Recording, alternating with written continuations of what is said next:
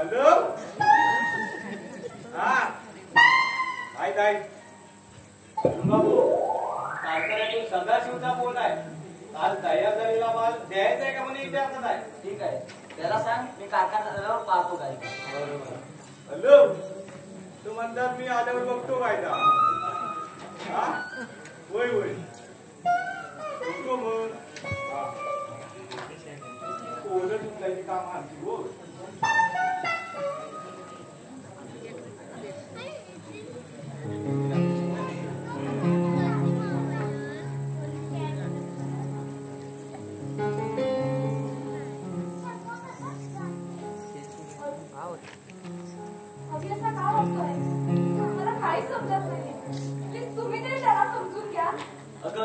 अभि असा का वागतोय हे तुला चांगलंच माहिती आहे. तरी सुद्धा तू मला सांगते की त्याला समजून घ्या म्हणून. मला ना कुणाशीच आता काही बोलायची इच्छा राहिली नाही.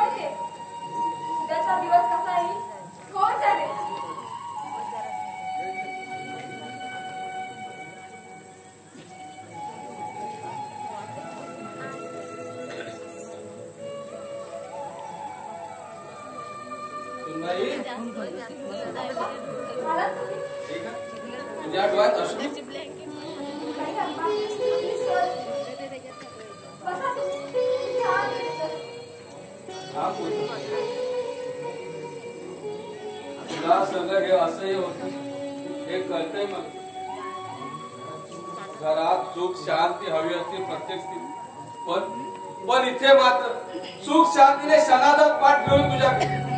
खरं म्हणजे हे दोघे भाऊ एकमेकाचे वैरी झाले. अगं मीच कारणीभूत आहे त्याला.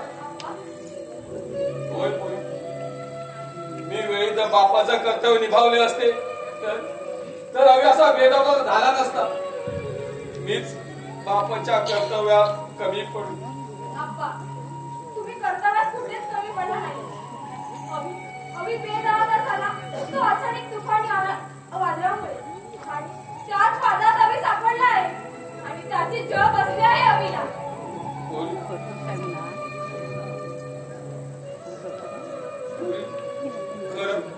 खरं तर आपल्या मनावर संयम नसेल ना तर कुबुद्धीला आपोआपच निमंत्रण दिलं जातं. कारण संयम हा वाईट आणि चांगुलपणा यातील दुवा. तो जरा तरी ढासळला ना तर माणसाचा पशु बनायला वेळ लागत नाही.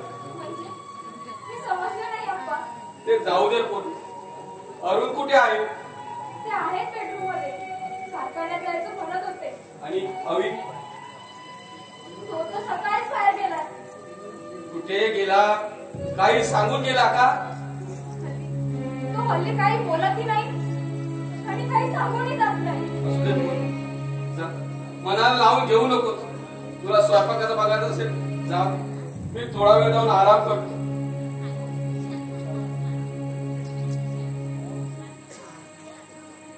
अरुण कारखान्यात निघालास का. हो आप्पा. थांब मी सुद्धा येतो तुझ्या बरोबर. तुम्ही आराम करणार होता ना.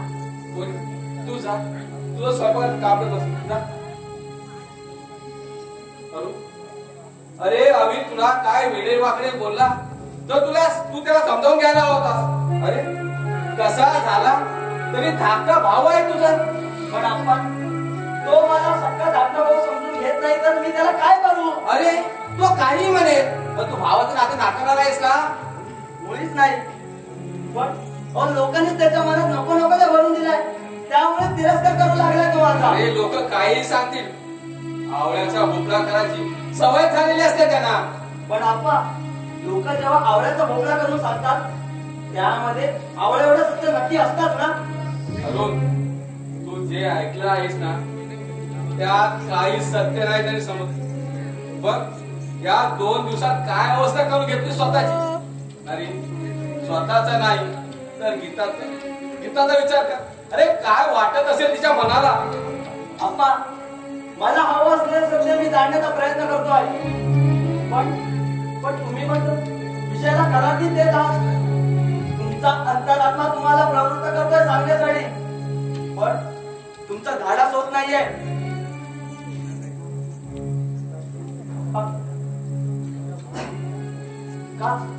का असे वागता तुम्ही? असं म्हणजे कसं वागतो? अरे तुला मी समजतो, त्या हमेशा वागतो. मला हवं असलं तर जाणण्याचा प्रयत्न करतो मी कोण आहे, कुणाचा आहे हेच सत्य हवंय मला, आणि ते तुमच्याकडून. माझ्याकडे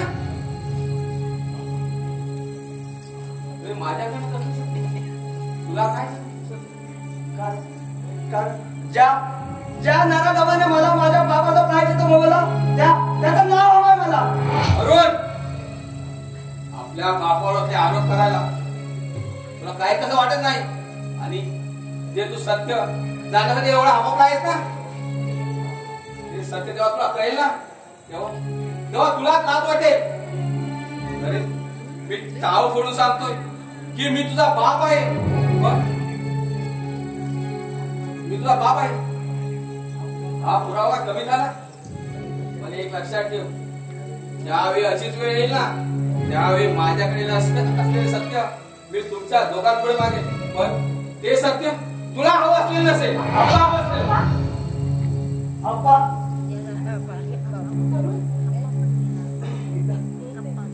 अप्पा सुद्धा काय नाही केलं.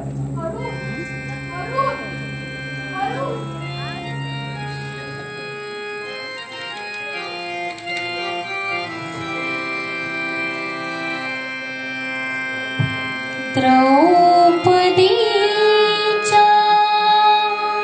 सख्या मुरारी, द्रौपदीच्या सख्या मुरारी, तव भगिनी का झाली बावरी, तव भगिनी झाली बावरी, तव भगिनी का झाली बावरी.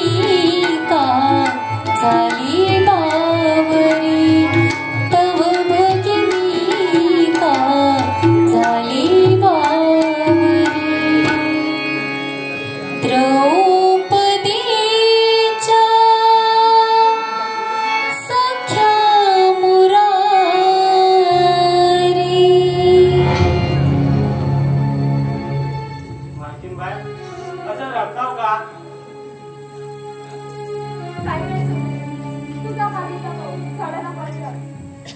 कोणाचा काय चाललाय काही समजत नाही.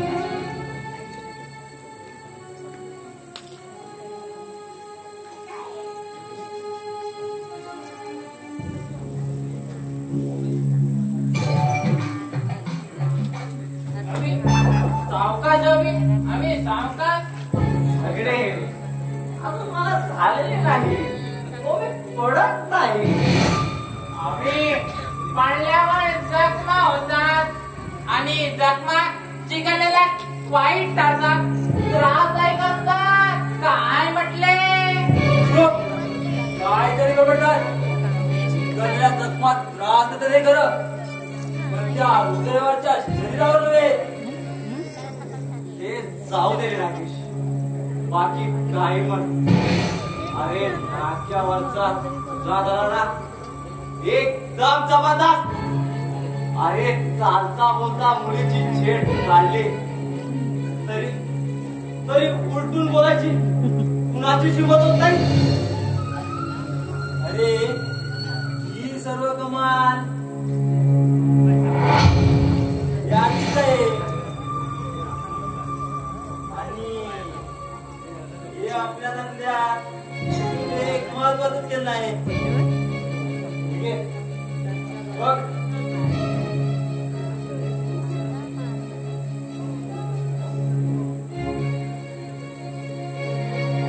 सगळे आम्ही कोळ्या आहेत. अरे चुकी जर का तरी माझी धोतर पाडण्याची शक्यता असते.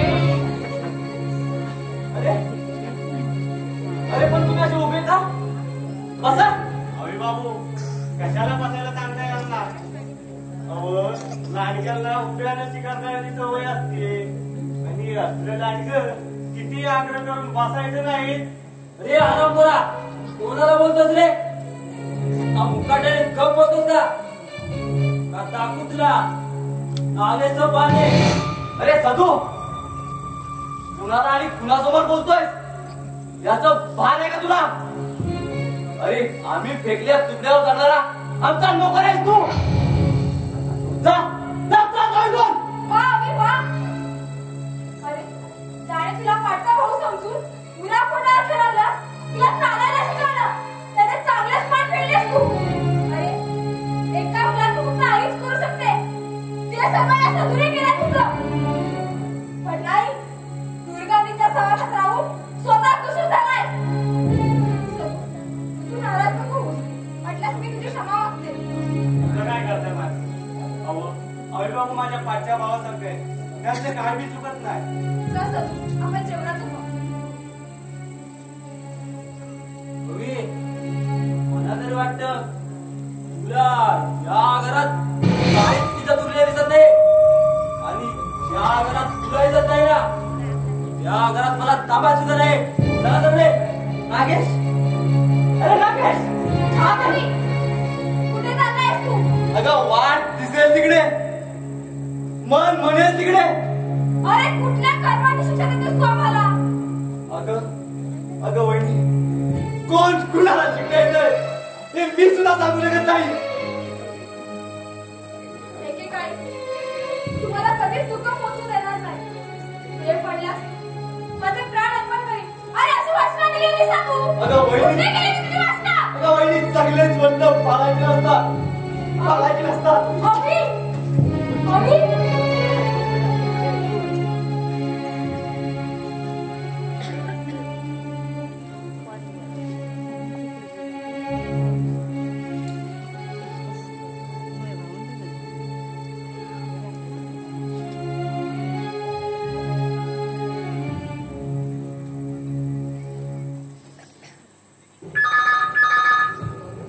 वाचलं वाटतं. याला काय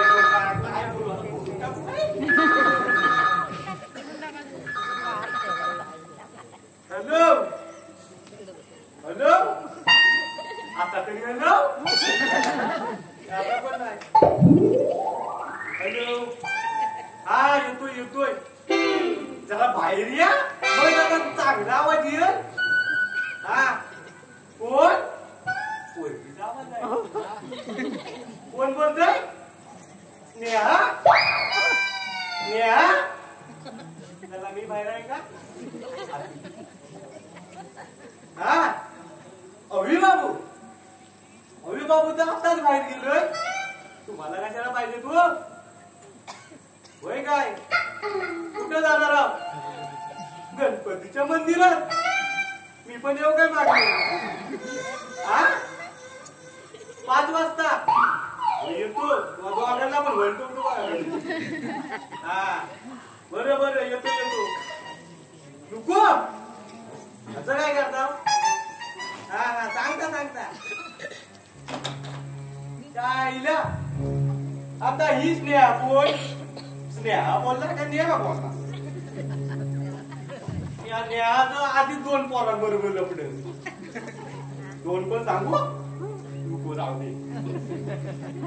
पण ही स्नेहा कोण? मरू दे. आपल्याला काय काय आपली करून काय आपलं बघायचं. मालकीनबाई बाहेर जाऊन येतो. जरा आपण ते कपडे इस्त्रीला टाकलेले वाटते घेऊन येतो.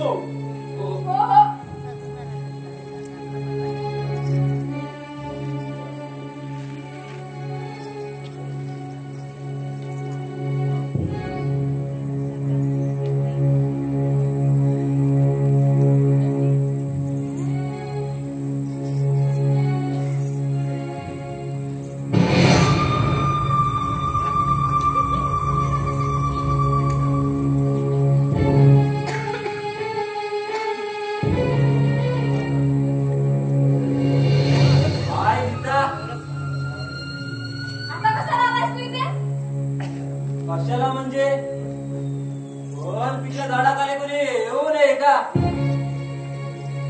पिलेल्या झाडाच्या पाल्याच्या कोणी सुद्धा दगड मारत. अगदी ते त्याच्या मालकीचं असलं काय आणि नसलं काय. मला तो फोन देखील पाण्याची इच्छा नाही. Relax Geeta relax. तुला जरी माझं तोंड पाहत नसलं ना तरी माझा तू हे तुला ते पावत राहणार आहे. काय करणार आहेस तू माझं? अगं ते तर तू प्रत्यक्ष वृत्तीतूनच बघ. तुला ते बोलून दाखवण्यात काय कर्तव्य नाही. मग मी काय सांगते नीट आहे. स्त्रीच्या शाश्वतीचा अंत पाहू नकोस. जळून मरशील. वेडे तुमच्यासारख्या स्त्रिया म्हणजे अंधारात लुकलुकणारे काजवेच. आणि या काजव्यांना कधी खामोशीचा अंधार उचलला आहे का? अरे मुलगा हा तुझा भ्रम आहे. स्त्री म्हणजे काजवा नसून तुमच्यासारख्याची झोप उडवणारी एक कणकण वीज आहे. चुकून जर पडली ना तर राख होऊन मरशील. चुकून ग. आणि ती जास्त वेळ सुद्धा टिकून राहत नाही. जनातच दुःख पावते. पण जाता जाता आपल्या त्वेजाची द्वाई देऊन जाते. शेवटी आग आहे ती. जवळ जाण्याचं धाडस करशील तर राख होऊन मरशील. अगं कोण अभिप्राय आले आगीपासून? हे तर जीवनाची साथीदार आहे. जन्मापासून तर ते अखेरपर्यंत साथ देते यार. बरं हे जाऊ दे. आपण आता मुद्द्यातच बोलूया. काही न बोलता चालता होय तू. चालतो. आणि हे सुद्धा अशी संधी सोडून खबरदार. नाही खबरदार नीट माझा पुढे शिरत. खबरदार. काय करशील असं? खबरदार पुढे शिरत. तू एकटी कमजोर ती असं काय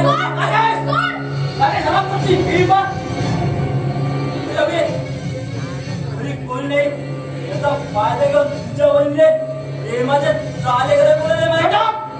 एवढ्या काकाची नाही माझ्या वहिनी. तू माझा विश्वास का देऊ नयेस? तुझा मित्र आहे ना मित्र. अरे कोण कुणाचा मित्र? माझ्या दादा वहिनीचा चुकी संसार वापरण्यासाठी तुझ्याशी मैत्रीचं नाटक केलं होतं बस. म्हणजे आता बरं माझ्या बरोबर, अरे तुझ्या बरोबर राहून तुझे दात काढी ठरवले होते आणि इथून पुढे येण्याचा तरी येण्याचा तू एक गैरसमज करशील तर जीवाची मरते. जा सांगतो.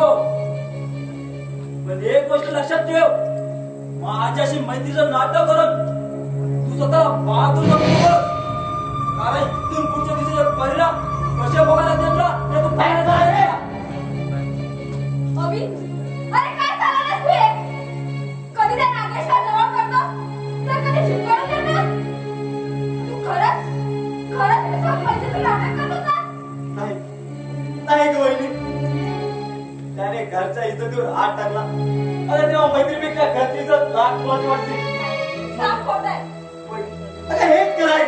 मग सांग, नजर का करतोस माझ्याशी? नाही मी तुला काही सांगू शकत नाही. पण अभि, तुला माझी शपथ आहे. अभि, प्लीज तुला काही सांगू शकत नाही. अरे पण का? तू मला आईच्या ठिकाणी मानतोस ना रे? मग तू आपल्या आईला सांगू शकत नाहीस? तू असा का वागू लागलास? तू बेस्ती का झालास? नाही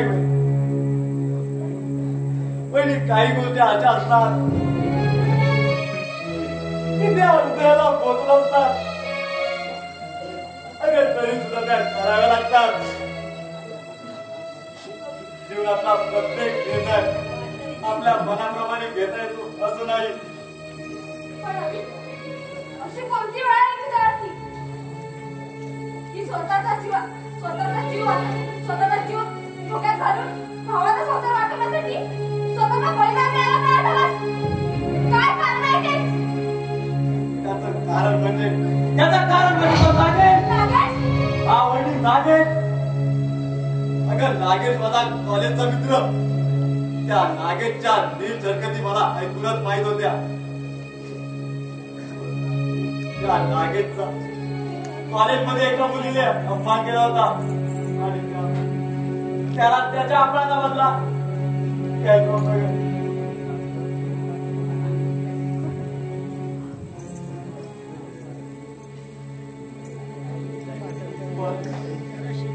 एकदा गरीब मुली नाही त्याचा फायदा घेऊन अरे नागेश तिथे आला होता.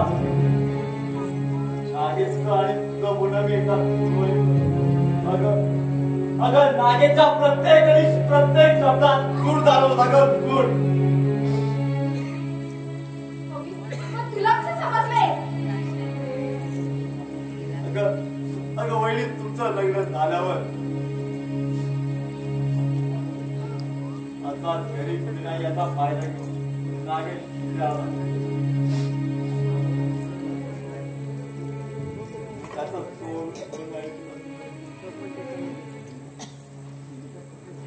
त्याच्या प्रत्येक शब्दात सूर झालं होतं. सूर. आणि याच तालामध्ये त्याने मैत्रीचं नाटक करून त्याचे दात पडायचे ठरवले.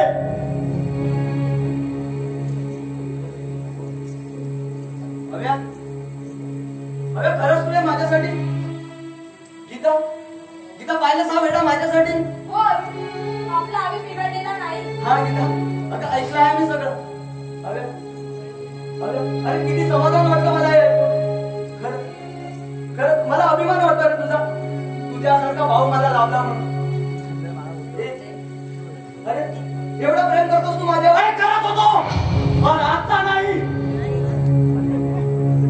अरे पण का? माझा अपराध तरी काय आहे? अरे तुझा अपराध म्हणजे एकच, तू भाऊ नसून भाऊ बनायचं नाटक करतोय.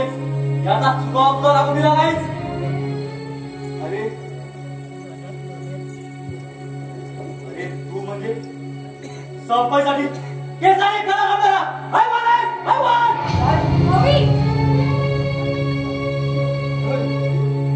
काय बोलतोस तू? अरे योग्य तेच बोलताय मी.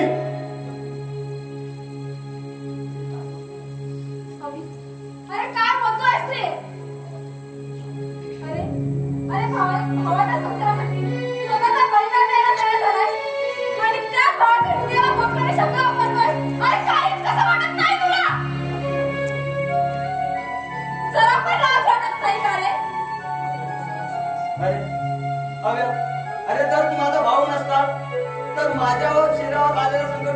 घेतला असतास काय? खरंच तू माझा सक्का भाऊ आहे. या पलीकडे मला काही एक माहित नाहीये रे. अरे तुला सर्व माहित आहे, पण या संपत्तीचा मोह चढलाय तुला, आणि तेच आहे जे जास्त मिळते आहे तुझ्या मनात. आपल्याकडे कपडे आले दिसते. अवी बाबू, अहो ह्या गाव सोडा आता. अरुण बाबूची हे आलं नाही बाबू. अरे बाबू घे. थांबा अवी बाबू, त्या नाही जाऊ देणार तुम्हाला. सदू सोड त्याला. अरे त्याला घालण्याच्या प्रतिष्ठेची ताण नाही, त्याला समजवणं तरी काय अर्थ आहे? त्याच्यासाठी दरवाजे उघडे करून द्यायचे असतात ते बाहेर जाण्यासाठी. हे मात्र तुला अगदी पटक्यासारखं बोलत आता, अगदी तुझ्या मनातलं.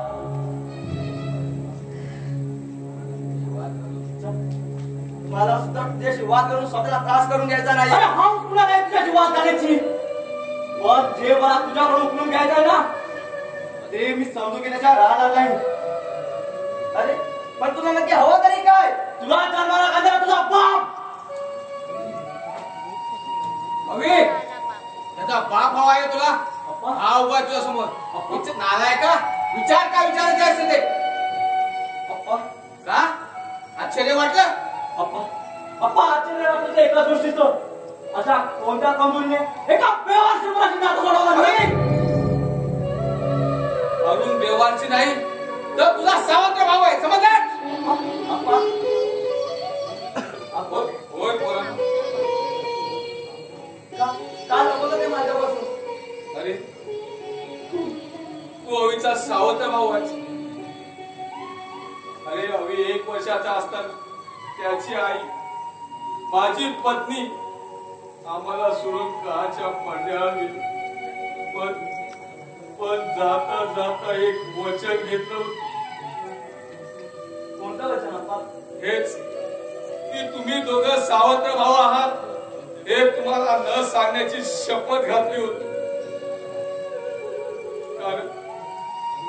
कारण अरुणला तिने स्वतःचा मुलगा समजून वाढवला होता. अप्पा म्हणून ती मला विनवणी करून सांगत होती की यांना जर कळलं हे दोघे सावत्र भाव आहात तर यांच्या तिरस्काराची भावना निर्माण आणि ते तिला नको होत. म्हणून माझ्या लक्ष्मीची अंतिम इच्छा प्रयत्न करत होतो. लक्ष्मी हरलो माफ कर मग, माफ कर. अप्पा जिला मी आजपर्यंत माझी आई मानत होतो ती जर अवीची आई आहे तर मग मला जन्माला घालणारी माझी आई कोण? अप्पा मला आम्ही सावत्र भाऊ कसे?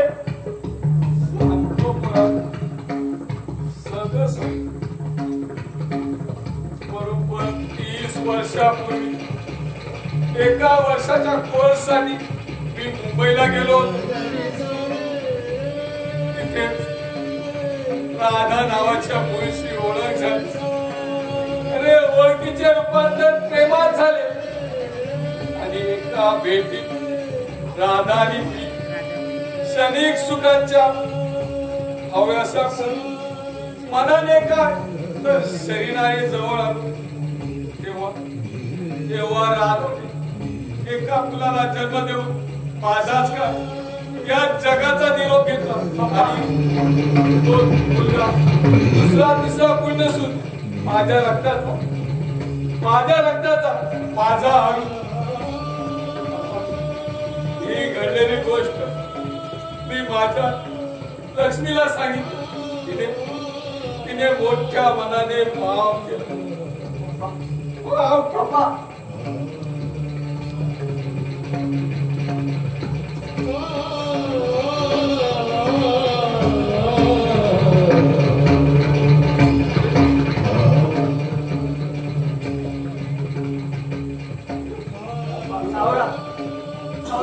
संशय येऊ नये म्हणून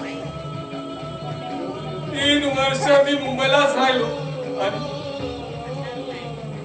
अवी हा लक्ष्मीचा मुलगा आहे हे सिद्ध करण्याचा प्रयत्न करत होतो, पण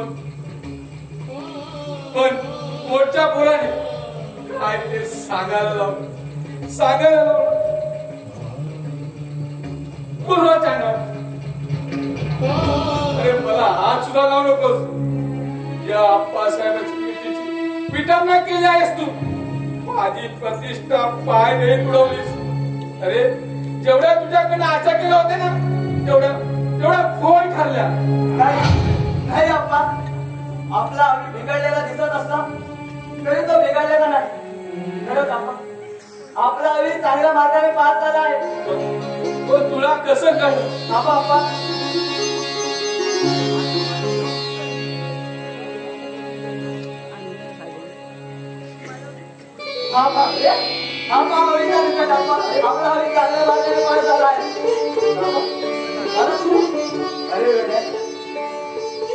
परिस्थितीनुसार मला भाऊ मानत असताना तरी मी तुला भाऊ मानला आहे. भाऊ मानला आहे.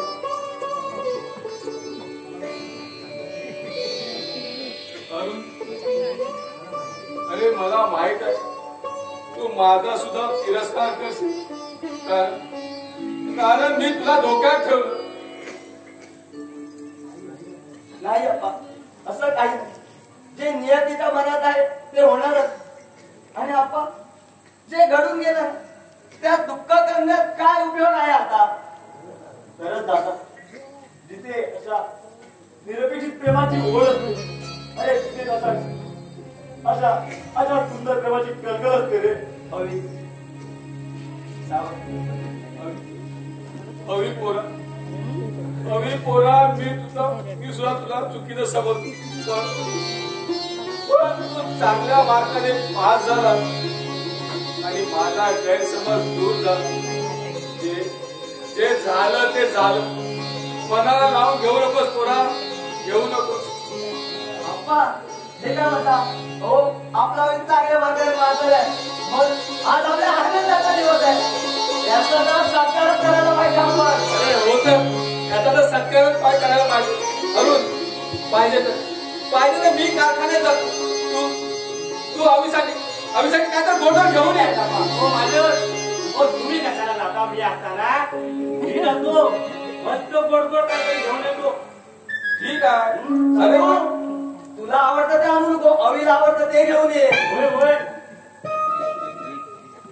चालला माझं महाराज. अरे आता काय झालं? झाला मगाशी ना हो, हे फोन आला होता अभिबाबूंना, सांगायचं विचारला बघा. कोणाचा फोन आला होता रे? अभिला फोन दुसऱ्या कोणाचा येणार? वहिनी. हे तो फक्त अभिबाबूला कोणाचा फोन येणार? अरे पण काय सांगितलं की सांगशील की नाही? अहो तुम्हाला 5 वाजता गणपतीच्या मंदिरात बोलवलं. अरे बापरे, अरे 5 वाजता? अरे तू आता सांगतोय? दादा, अप्पा, ओ मी येतो. अरे अवी आता सांगतो. मला माहिती आहे. पण कुठे जातो तो? पण सांगतो तुम्हाला नंतर. पण आपल्याला नवीन आहे का आपल्याला?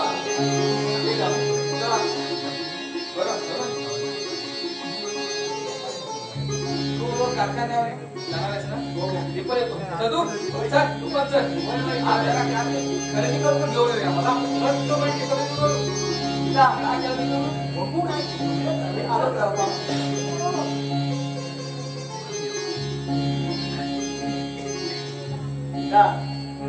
आजचा वेळ चांगला झाला पाहिजे. मी आपण बरोबर पटकन जाऊन येतो. जरा काही चूक झाली ना तर तुझं काही खरं नाही बघ. हो करते. येतो बाय.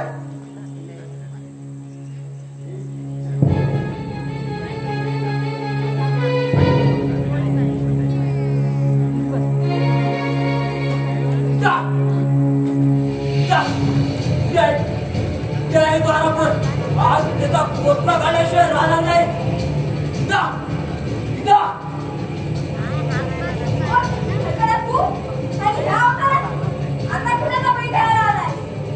ज्यानं माझं जीवन उद्ध्वस्त केलंय ना त्याचा बळी घ्यायचंय मला. नेहमी दुसऱ्याचा जीवन उठलेल्या माणसाचं त्या जीवन उद्ध्वस्त होतं, त्या टाळीला आपण दुःख का मागावे? तुझं म्हणणं अगदी बरोबर आहे गीता. आजपर्यंत मी दुसऱ्याची घर झाली, पण जेव्हा मला स्वतःच घर चाललंय ना, तेव्हा मला समजलं आज माझी बहीण मला अंतरली ना, तेव्हा जगातील सर्व बहिणीचं दुःख मला समजलं. पण उपयोग तरी काय ग, वेळ कुणासाठी थांबत नाही, तेच खरं. मग तिचं चुकलं तरी काय? तिच्या नेहमीच्या निष्कृत्यामुळे तिने जीवाला कंटाळून स्वतःला चुकाचा निर्णय घेतला असेल आणि तो योग्यच असेल. नाही गीता, नाही. अगं तिच्या सुखावर मी कधीच आलो नसतो. नाहीतर तिने तर आपल्या सुखाचा मार्ग निवडला. नाहीतर नीच राक्षसाच्या वासनेला बली पडून कायमचा निरोप घेतला माझ्या. खरं सांगतेस तू? होय गीता, हे सत्य आहे. कोणाच्या वासनेची बळी पडली आहे ती? कोण आहे कोण तो? जीवन आहे. माझा भाऊ तुझा इतका नीच नाही.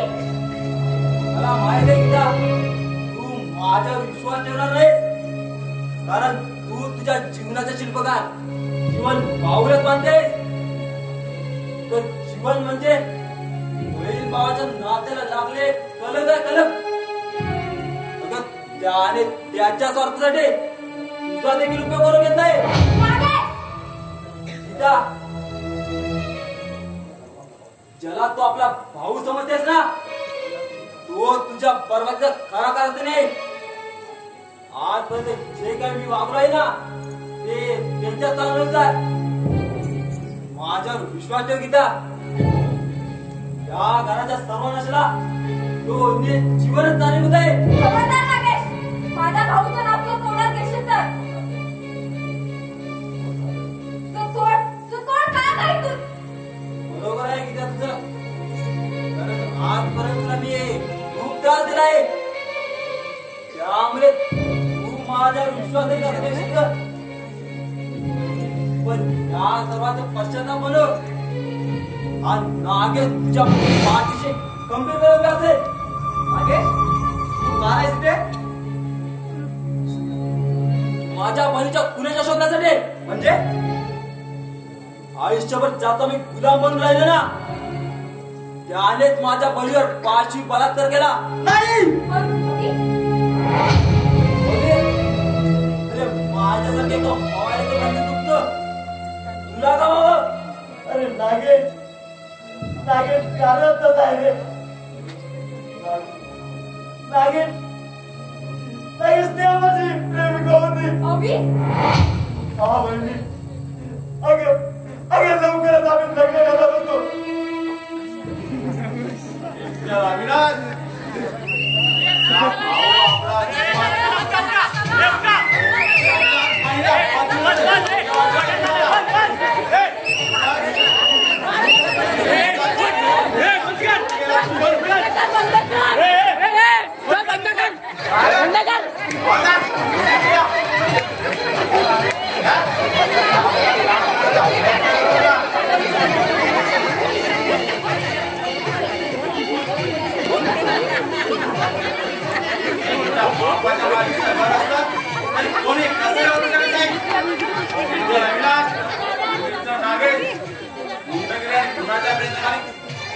तुम्ही गेले गेला तसा हरण आहे माझ्याकडे.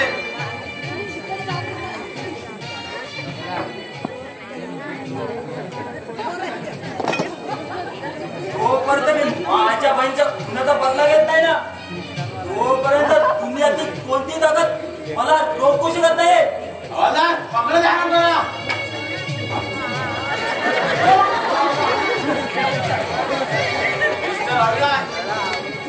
स्त्रियाच्या गुणावारी विश्वास संशयित आरोपीने अटक करत आहे.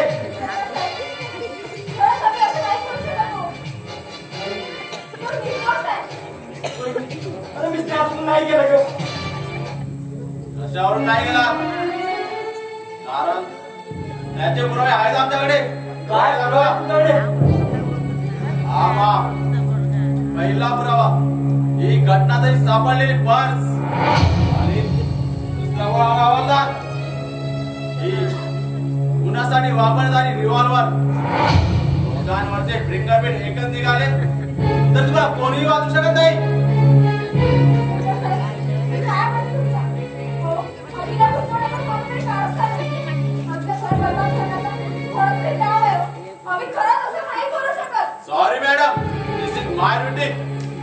आपली काहीच मदत करू शकत नाही.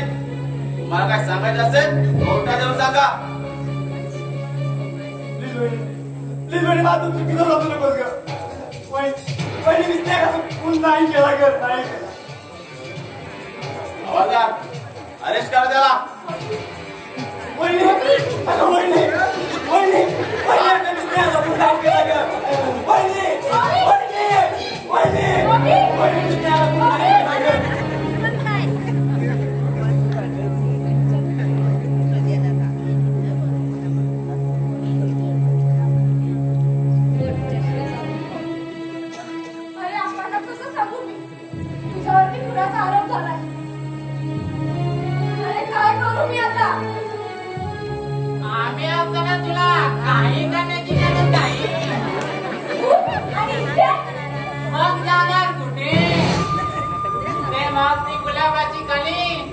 तिथे हा भ्रमर असणार त्या कलीची मधाची जाऊन घ्यायला लाज वाटत नाही अशी भाषा वापरताना. मी तुमच्या मुलीसारखी असताना मुलीसारखी आहे मुलगी तर नाही का. सोड सोड सोड म्हणते ना. किती ओरडली तरी मी तसं तुला रमवलेला माणसा सोड. किती ओरडली तरी तुला वाचवायला कोणी सोड. कारण तुझ्या लाडक्या दिलाला कुणाच्या आरोपात गुंतवला आहे आणि तुझ्या अप्पा एवढ्या चिरडले तुझ्या आपले आणि तुझ्या गावड्याची पण ते गावाचा मग सांग तुला वाचलेला कोण येईल. अरे मी तुझा मित्र.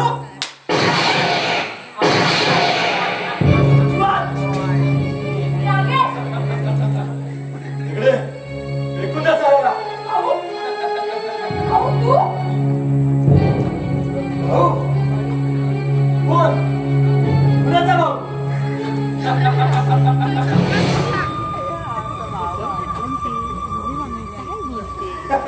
अगं खुळे तू सुद्धा माझ्या कंपनी नावाची सीआर होतीस. हा मी तुझा भाऊ जरूर आहे पण सख्खा नव्हे. माझ्या बापाने बहिणीची मुलगी होता जवळ गेली आणि मी माझ्या स्वार्थासाठी हे शेवटपर्यंत तुला कळलं सुद्धा नाही.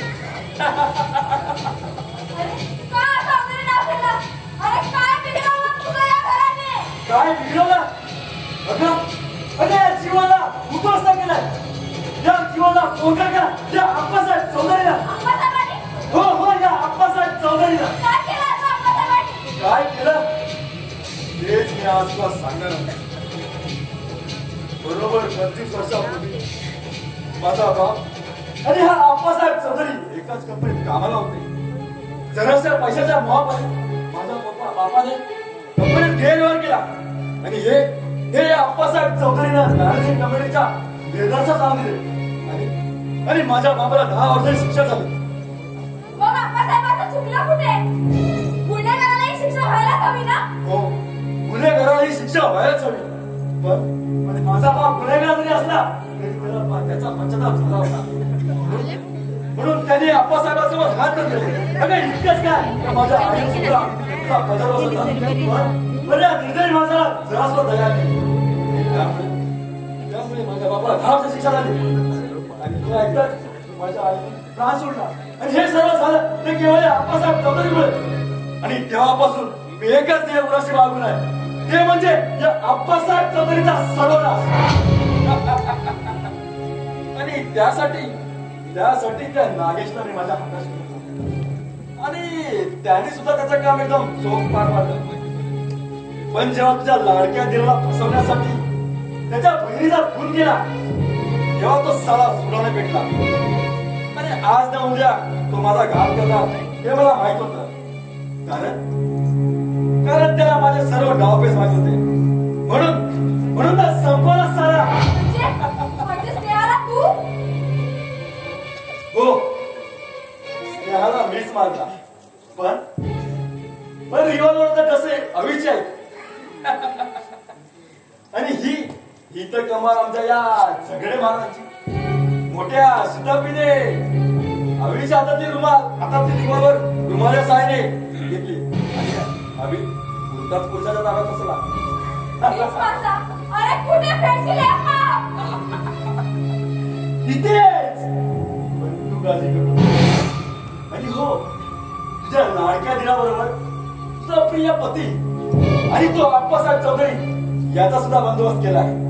येवना तर या आप्पासाहेब चौधरीच्या अंगावर ट्रक. मी बरंच काय करू शकतो पण तू काळजी करू नकोस. कारण ते पाहायला थोडंच ना म्हणजे मी कोण माझं खरं रूप काय हे तुला कळलंय आणि माझं खरं रूप ज्याला कळतं त्याला मी जिवंत ठेवत नसतो. ठार करतो ठार.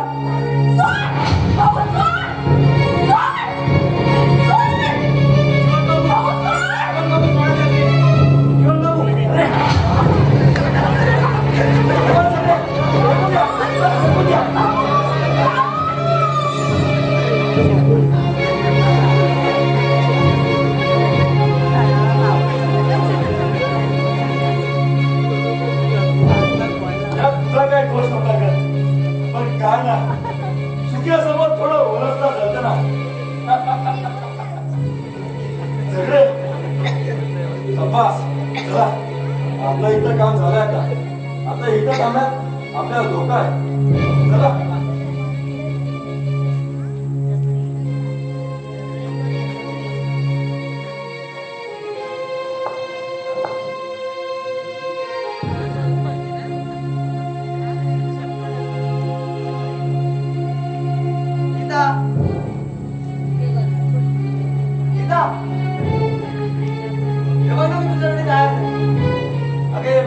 किती मस्करी करशील माझी.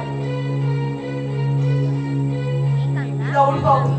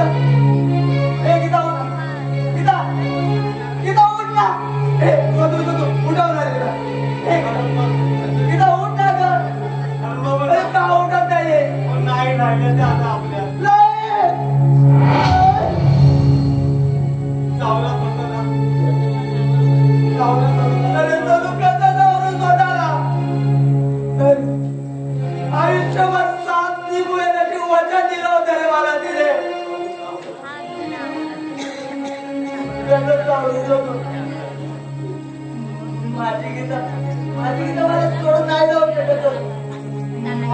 माझी गीता माझ्या गावाला जायचं. माझी गीता माझ्या गावाला जायचं. नाही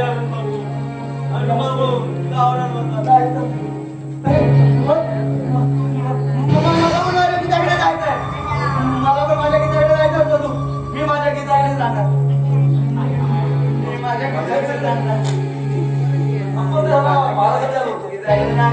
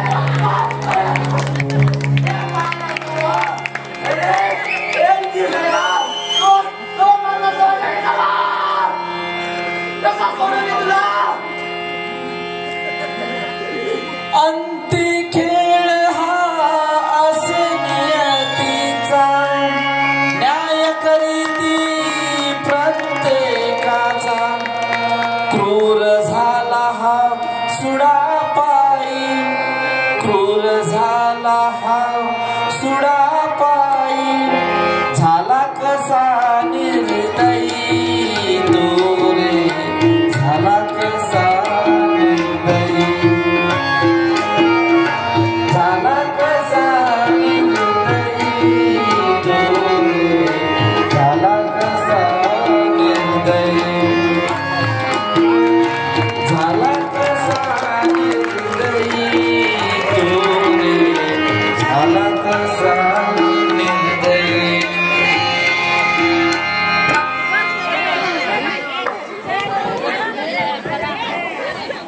वंदे मातरम वंदे मातरम सुजलाम सुफलाम मलयज शीतलाम सस्यश्यामलाम मातरम वंदे मातरम सुरजोत्स्ना पुलकितयामिनीं उल्लसुमिता सुमधुरशोभिनीं सुहासिनीं सुमधुरभाषिनीं सुखदं वरदं मातरं वन्दे